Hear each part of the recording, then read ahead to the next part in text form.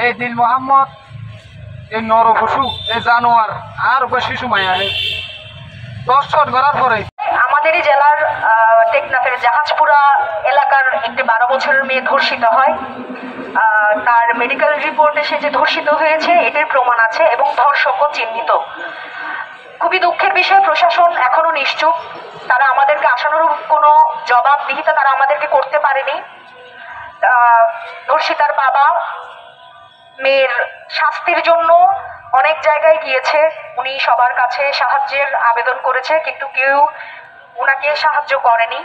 কক্সবাজারের প্রশাসন টেকনাফ থানার নিশ্চুপ থাকা আমাদেরকে বাধ্য করেছে আজকে রাস্তায় নামতে। 12 বছরের শিশু ধর্ষণ কি সে জানেও না, তার সাথে এই জঘন্য কাজ যে করেছে তাকে শেল্টার দেওয়া হচ্ছে। প্রশাসনের কাছে আসলে জবাব চাইছি, আশা রাখছি প্রশাসনের কাছে যে ধর্ষক দিলুকে আমাদের সামনে আইনের আওতায় আনা হবে। একটা 12 বছরের শিশু, তার যে সুন্দর জীবন সে নষ্ট করেছে, এর প্রায়শ্চিত্ত তাকে যথাযুক্ত শাস্তি দেওয়ার মাধ্যমে করতেই হবে। এই দিল মোহাম্মদ, এই নরপশু, এই জানোয়ার আর শিশু মায়া দর্শন করার পরে চলি বাড়ি থেকে বাইরে হওয়ার সময় আমার ওয়াইফ ওর সাথে কথা বললো। কথা বলার সাথে উনি গেছে, যার পরে আমি একদিন পরে শুনলাম আমার মায়ের মুখ থেকে। শোনার পর আমি মেডিকেলে আসার সময় উনি আমাকে রাস্তা থেকে আটকাই রাখি দিচ্ছে, তুই যাইতে পারবি না।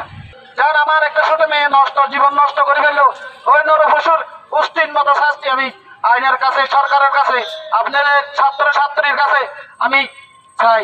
এরকম অসংখ্য দর্শন দিন দিন দিন দিন বৃদ্ধি পাচ্ছে, কিন্তু সেই ক্ষেত্রে এসে তাদের যে সঠিক বিচার আজ আমরা দেখতে পাচ্ছি না। কেন এখন কি সেই হাসিনা হয়েছে যে প্রশাসনকে বাধা দিচ্ছে? তারপর কেন এখনো সঠিকভাবে সেই বিচার হয় না?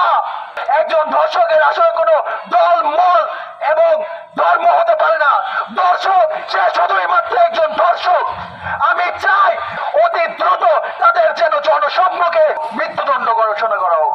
কক্সবাজারের মাননীয় পুলিশ সুপার, মাননীয় জেলা প্রশাসক সহ টেকনাফের যে ওসি রয়েছেন, আপনাদেরকে বলতে চাই আগামী 48 ঘন্টার মধ্যে আপনারা সেই দুলুকে গ্রেপ্তার করবেন।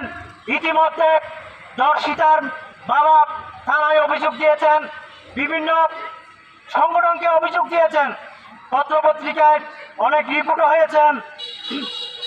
আমরা বলতে চাই 48 ঘন্টার মধ্যে আপনি সেই দিলুকে গ্রেপ্তার করবেন, না হয় আমরা টেকনাফ থানায় গিয়ে, তার বাড়িতে গিয়ে, তার এলাকায় গিয়ে, কক্সবাজারের পুলিশ সুপার কার্যালয়ে গিয়ে আমরা ঘেরাও কর্মসূচিতে বাধ্য হব।